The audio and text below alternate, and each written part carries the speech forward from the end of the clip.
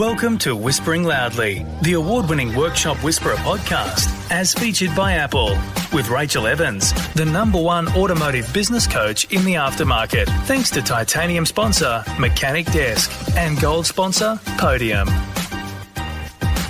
We're really excited today to bring you something new.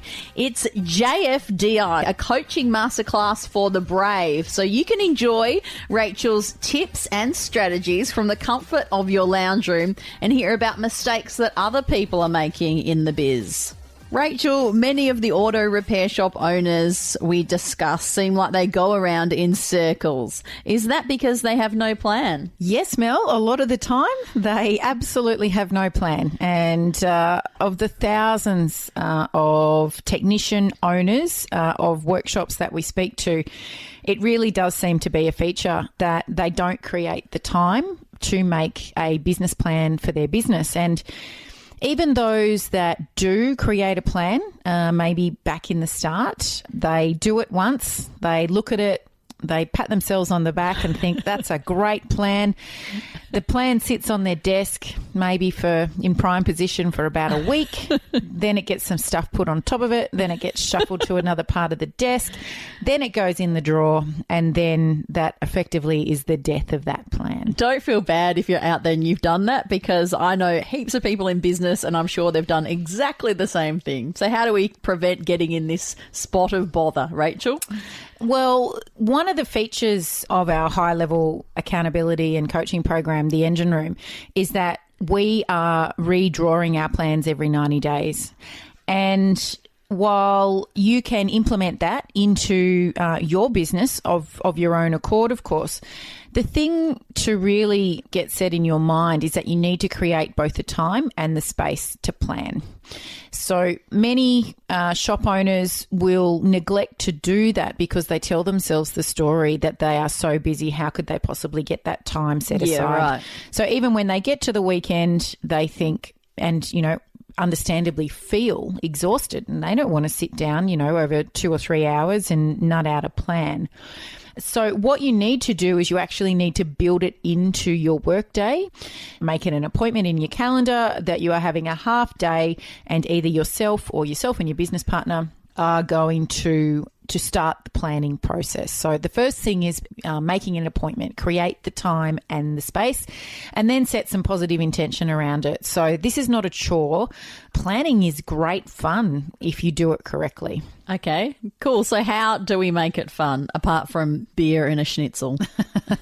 Well, they can be nice enticements in order to get everybody else excited about it. But, if we're using external rewards as a motivating factor just to do the plan, I think we might miss the point, especially if you're the owners. If you can only get yourself to plan because you promise yourself beer and schnitzel afterwards, then we've probably got bigger problems. But Start a hairdressing salon instead. Yes. But what you can do to get a more meaningful plan and a plan that has a bigger impact is actually involve key members of your team. So if you've got a larger team, 5+, then maybe you involve your key leaders. Maybe you've got a leading hand. Maybe you've got a foreman, a service advisor that you want to bring into the planning process to get their perspective, because they're going to see things that you will not see in the business. And in that regard, their feedback can be invaluable. So do we bring different people in for different parts of the process, Rachael? Over time, yes. So to start with, while you get the hang of the planning process, and we use a very particular style of planning with our clients, but to give it a go, you could Google some options online and just start with something that has you working towards 3 to 5 goals for the business in the future. As you get better at it, then maybe bring in those key team members so that you're getting a bigger perspective and more vision over the business. Avoid mistakes others are making and take your auto repair shop to the next level. To reach out, email admin@workshopwhisperer.com with the subject Workshop Whispers, and we'll answer your question in our next Workshop Whispers episode. What would be some good goals to start off with, Rachael, if you have no idea? They should be reflective around your numbers, first of all. So we don't need a goal necessarily to double turnover or anything like that. What we want to work on... Take over the world, goal number one. What we want to work on, first of all, is producing a better profit result with the numbers that you already have. So the income that's already coming to you without doing any extra marketing. We want a better net profit result. We want to make sure that we're getting the margin we want, not the one that we just get when we don't pay any attention to how we're pricing. So have a net profit goal and definitely a gross profit goal. And obviously keeping your expenses as lean as possible. So that's one thing, is around your numbers. The next goal might be you might be a team member down needing to replace a technician, or you want to hire a service advisor. So set a positive goal around having a skilled person in that role that will fit your culture of your business. We always, when we're planning with our clients, remind them to set positive intention around it, because it's nothing just to write hire new technician, because there are thousands of technicians out there on the market, but many of those thousands aren't the type of person that you'd want to employ in your business. So you've got to be very crystal clear. And you've talked a lot on the podcast about writing intention around the role as well, what the person's going to look like, what the cultural fit will be, all that sort of stuff. What the values are that you want them to match. You've got to be very specific. So some thought needs to go into a goal like that. One of the biggest goals should be around your role in the business and how much of a lifestyle you get to enjoy. So if you're currently doing 50 to 60 hours a week. Getting messages all the time from employees, for example. Yeah, all of that stuff. After hours. Puts you on the clock instead of switched off. Yeah, right. So you need to design what you want your life to be and then make the business provide it, not flog yourself at work and have very little left over to devote to your lifestyle and your family. Rachel, would you have many suggestions or any suggestions around how to create those boundaries with your employees but still let them know that you are there for them? It obviously all comes through great communication, and we're huge advocates, as many of you will have heard me say before, of using something called a feedback forum, also known as a performance review, with your team members, because it's in those discussions that you can really get these messages across. Okay. You can also be doing it in your toolbox meetings of a morning, or just one-on-one as little things pop up. You know, maybe you've got an apprentice that kind of texts you after hours all the time, and rather than, you know, reinforcing that behaviour by replying all the time after hours, you need to not reply, and then the next day say, hey mate, you know how you knock off at 5? Well, so do we, and we really need that downtime. So unless it's an absolute emergency, let's keep the communication going during work time.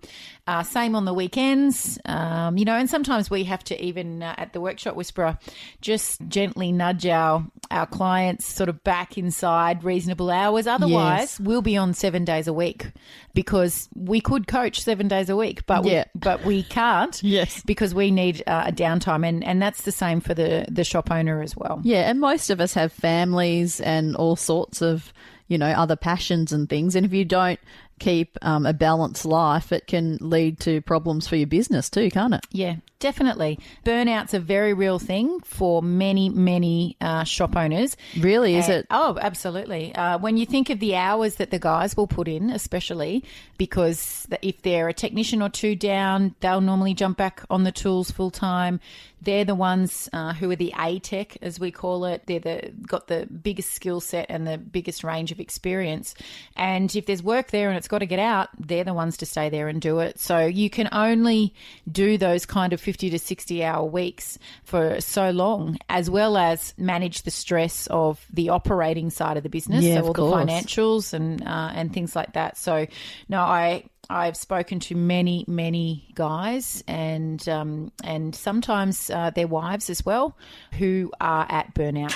Join our free Facebook group, Your Profitable Auto Repair Shop, and join in on the conversation with auto repair shop owners just like you globally. You have a program encouraging people to get down to a 4-day work week. Is that right? It's part of our engine room program, yes. So, I mean, myself, I've been doing a 4-day work week since 2016. Wow. So it's amazing. I don't work Mondays. And, you know, at the time when I started doing it, So you're practicing what you preach, but you do work super hard. So I work super smart, I think. I can get a lot done in a short period of time, and I'm not one of those people that can sit at a desk or stand at a counter for 8 hours in a row. Yeah. I work in sprints, and that's what we encourage our clients to do as well.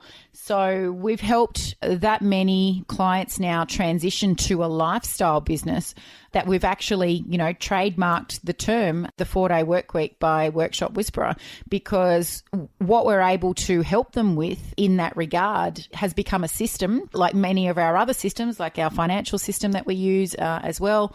And it's repeatable. So we know exactly what to help the shop owner with in order for them to achieve the lifestyle they want. And many of our clients love their business, but what they really want is to be able to choose if they go in or not. Yeah. And many of them like to go in, 2 to 4 days a week. So we help them set that up so that the business can run without them, because you can't just walk out unless you've got the systems in place.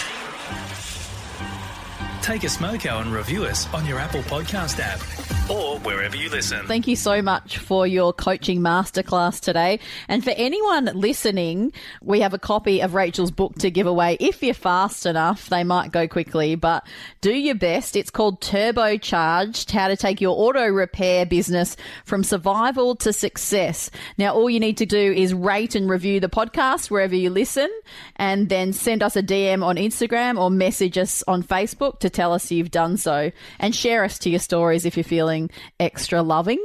Now, Rachael has a little bit of the book to share with you now, just to give you a taste test. So this is from chapter 4, Mel, which is called Cash Flow Revolution. And cash flow is a measure of money flowing in and out of your business at any given time. In an ideal business cycle, you'll always have more cash flowing in than flowing out. That means having positive cash flow. You're making a profit. Yay! And that's what we all seek to do. Also, if you haven't joined Rachel's free Facebook group, do that now. What's it called, Rach? It's called Your Profitable Auto Repair Shop. Yep. And if you have a question that you want Rachael to answer, all you need to do is email her with the question. Yes, and the subject line, Workshop Whispers. Put your question in the body of the email and email it to us at admin@workshopwhisperer.com. Thank you so much for hanging out today, and have a great week. Thanks for listening to Whispering Loudly, the award-winning Workshop Whisperer podcast, as featured by Apple with Rachael Evans, the #1 automotive business coach in the aftermarket. Thanks to titanium sponsor Mechanic Desk and gold sponsor Podium.